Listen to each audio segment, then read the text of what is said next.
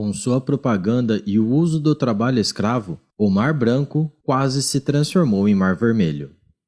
Este é a Visão Libertária, sua fonte de informações descentralizadas e distribuídas. Esse artigo foi escrito por O Historiador, revisado por Donda e narrado por Coreia com K.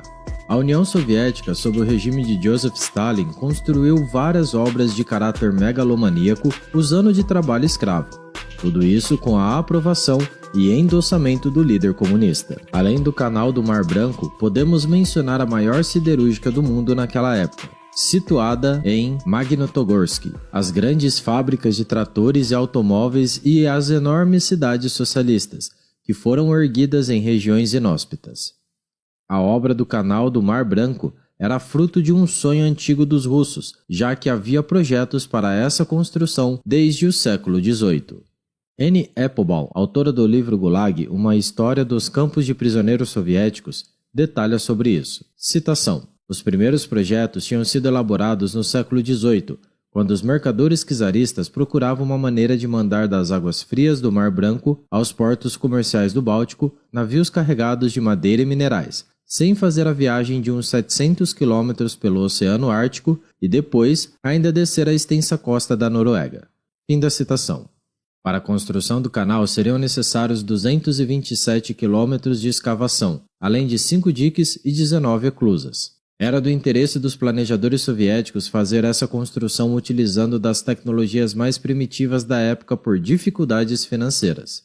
Stalin almejava a concretização de um triunfo tecnológico que nem mesmo o antigo regime czarista ousara realizar, e queria rápido. Assim, Stalin deu um prazo de 20 meses para a construção do canal, e quando pronto, a intenção era que a obra se chamasse Stalin. Antes mesmo que as obras fossem iniciadas, Stalin estava condenando todos que indagavam se um projeto tão caro era realmente necessário, já que o volume de tráfego do Mar Branco não era considerável para a construção da tal obra. Em uma sessão do Politburo, em que o tema da discussão era o Canal do Mar Branco, Stalin escreveu uma nota que revelava sua crença no trabalho forçado dos prisioneiros. Citação: quanto ao trecho norte do canal, tenho em mente confiar na GPU, Agência Política do Estado, com mão de obra prisional. Ao mesmo tempo, devemos designar alguém para calcular outra vez as despesas da construção desse trecho. O que me apresentaram é caro demais. Fim da citação. Foi em fevereiro de 1931 que foi decidido o início das obras do Canal do Mar Branco, e estas só começaram em setembro do mesmo ano, depois de apenas 7 meses de projeto de levantamento topográfico. Quando as obras foram iniciadas, rapidamente os encarregados pela obra transferiram vários prisioneiros dos campos de Slon, os primeiros campos criados pela polícia política na década de 1920, nas Ilhas Soviéticas e no continente para trabalharem na construção do canal. Annie Applebaum revela que, citação: administrativa, física e até psicologicamente, os primeiros campos de prisioneiros associados ao Canal do Mar Branco brotaram de Slon, campos do norte de objetivo especial. Os campos do canal se organizavam com base no modelo da Slon, usavam equipamentos dela e eram operados por 4 também seus. O Kremlin de Solovetsky foi designado prisão de segurança máxima, e o arquipélago se tornou simplesmente mais uma divisão do Campo de Trabalhos Correcionais Belomor-Baltijski, Mar Branco-Báltico, conhecido como Belbatlag. Certo número de guardas e de destacados administradores da OGPU, Polícia Secreta Sucessora da GPU, também foi transferido da Slon para o canal. Fim da citação. Na construção do canal era exigida a necessidade de economizar recursos. Por isso, alguns sobreviventes relatam o enorme caos presente no processo de construção da obra como algo surreal. Os presos deveriam usar madeira, pedra e areia no lugar de metal e cimento, por exemplo. Todo custo que podia ser cortado era cortado. Por mais absurdo que possa parecer, depois de muita discussão sobre o projeto, o Canal do Mar Branco foi escavado com uma profundidade não muito grande, de apenas 4 metros, o que era insuficiente para embarcações da Marinha de Guerra. Annie Applebaum ainda detalha sobre as ferramentas usadas na construção do canal. Citação: os cerca de 1.000 presos e degredados especiais que trabalharam no projeto ao longo dos 21 meses de construção usaram pás de madeira, mais serras, picaretas e carrinhos de mão muito rústicos para escavar o canal e construir seus grandes diques e eclusas.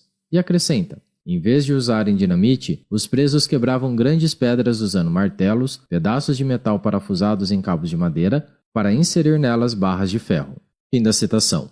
Genrikh Yagoda, que era chefe da UGPU e que tinha responsabilidade pelo projeto do canal, fez esforços para melhorar as condições de vida dos trabalhadores. Isso porque ele sabia perfeitamente que era necessário pessoas bem alimentadas, bem vestidas e cuidadas para que o objetivo de terminar a obra do canal pudesse ser concretizada no tempo certo. Assim, as normas oficiais no que tange à alimentação seriam mais responsáveis durante a construção do canal do que seria alguns anos depois, tendo salsicha e chá entre os produtos fornecidos aos trabalhadores. Os presos também recebiam um conjunto de roupas de trabalho a cada ano. Infelizmente, houve muito sofrimento desnecessário durante as obras do canal, devido à pressa para a finalização do projeto e à falta de planejamento. À medida que as obras iam avançando, novos acampamentos precisavam ser construídos ao longo do trajeto. Em todos esses locais, os presos e degredados chegavam para as obras e não encontravam praticamente nada. Portanto, antes de iniciarem os trabalhos na obra, precisavam construir os próprios barracões de madeira, além de organizar o suprimento de comida. Muitas vezes, e infelizmente, alguns dos trabalhadores morriam devido ao frio congelante, antes mesmo de terminarem suas tarefas. As estimativas, segundo Annie Applebaum, são de uma taxa de homicídios de cerca de 25 mil presos, e esse número não abrange aqueles que, soltos devido a doenças ou acidentes, rapidamente morreriam após sua liberação. Alguns, inclusive, relatam em cartas aparentes que preferiam voltar aos porões da prisão moscovita de Burtica do que continuar trabalhando nas obras do canal. Um testemunho chocante é de um menino, que era filho de kulaks, camponeses degredados, e foi deportado junto com toda a família para uma das povoações recém-construídas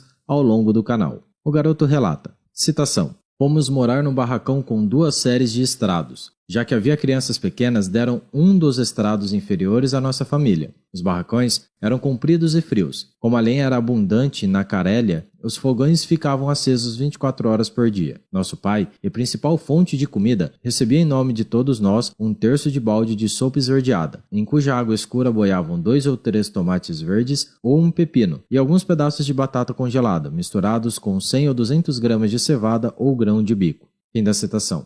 Seu pai, que trabalhava construindo casas para os colonos, recebia uma ração de 600 gramas de pão, sua irmã 400 gramas, e isso era tudo o que forneciam para todos os 9 membros da família. A situação era degradante, e as cartas e relatórios escritos pelos administradores do canal durante a construção da obra eram de desesperança e pânico. Como o ditador soviético decretara o período de 20 meses para a construção do canal, os construtores e todos envolvidos na obra sabiam que sua vida dependia de cumprir com o prazo. Interessante trazer aqui que foram criados incentivos de recompensas para acelerar o andamento das obras. Os comandantes do campo adotaram as práticas usadas no que chamariam de trabalho livre, que se tinha nos países ocidentais, nomeando de competições socialistas. Não que as práticas adotadas na União Soviética fossem as mesmas que em países mais capitalistas, mas que o sistema de recompensas para pessoas mais produtivas dá resultado em qualquer sistema econômico. Essas disputas eram feitas entre as turmas de trabalho para ver quem conseguia cumprir as metas, ou mover pedras e cavar buracos primeiro e mais rapidamente. Applebaum revela que, em alguns casos, os prisioneiros faziam jornadas de 24 horas ou mais, e foram até mesmo instaladas luzes elétricas ao redor do canteiro de obras para que o trabalho pudesse ser feito durante a noite. Os presos fora da média eram beneficiados com comida adicional e outros privilégios, e Annie Applebaum ainda revela em detalhes como eram adotadas as medidas de recompensa.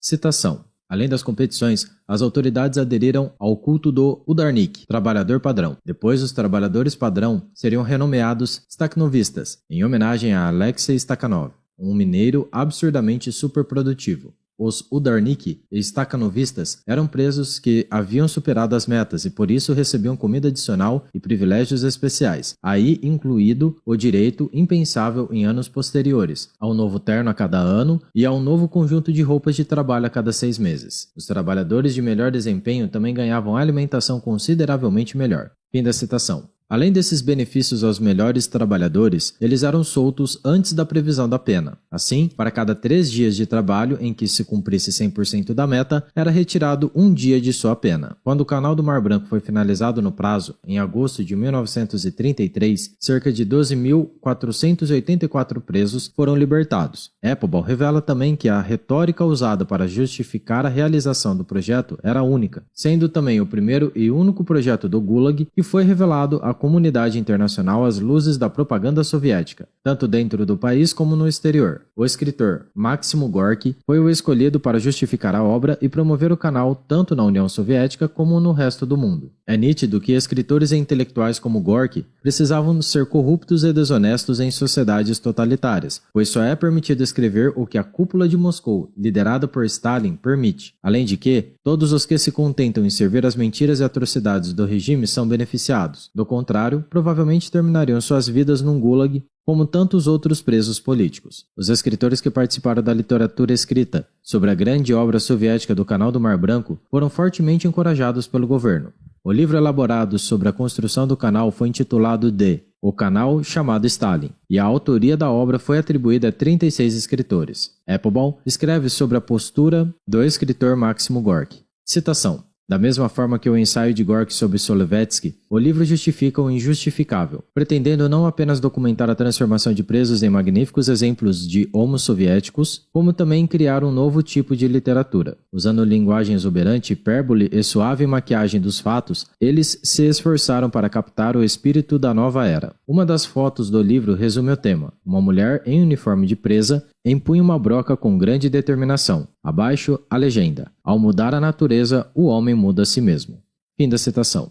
A obra O Canal Chamado Stalin teve como um de seus objetivos revelar o suposto poder da reabilitação dos presos, e mostra, mesmo sem querer, que profissionais dos mais variados tipos como engenheiro militar, coronel, presos políticos e camponeses foram condenados ao trabalho forçado e impedidos até mesmo de serem úteis à sociedade soviética, já que eram especialistas com capacitação em suas áreas de atuação. Todos eles se misturavam a ladrões e criminosos comuns nos campos para trabalhar em serviços pouco produtivos e com ferramentas precárias, além da humilhante e insalubre condição de vida dos campos. Em muitos casos, eram pessoas justas, mas que foram condenadas por motivos fúteis, como faltar ao trabalho, sendo então privados de sua liberdade, visto como inimigos do Estado e destinados ao trabalho escravo humilhante. Uma outra utilidade dos livros, que relatam a necessidade dos campos de concentração, era oferecer uma justificativa para a opinião pública estrangeira, que estava cada vez mais cética quanto ao rápido crescimento dos sistemas de campos soviéticos. Já a utilidade interna desse tipo de obra era de acalmar os próprios cidadãos soviéticos, perturbados com a enorme violência da coletivização forçada e da industrialização, ao garantir que eles teriam um final feliz. É como se todas as vítimas da Revolução Stalinista pudessem ter a chance de, quem sabe, refazerem suas vidas nos campos de trabalho forçado. Fica claro então,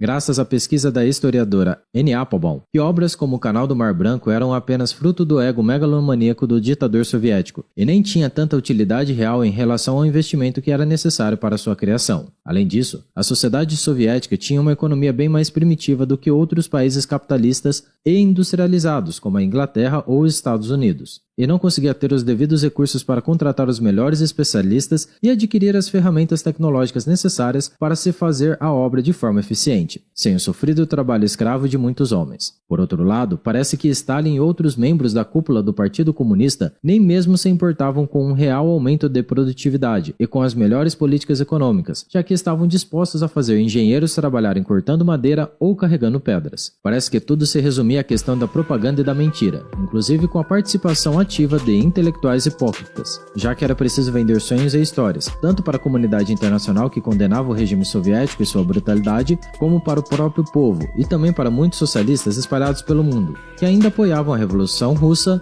e o governo stalinista. Obrigado pela sua audiência. Se você gostou e só se você gostou desse vídeo, clique no ícone de curtir abaixo e compartilhe sua rede social.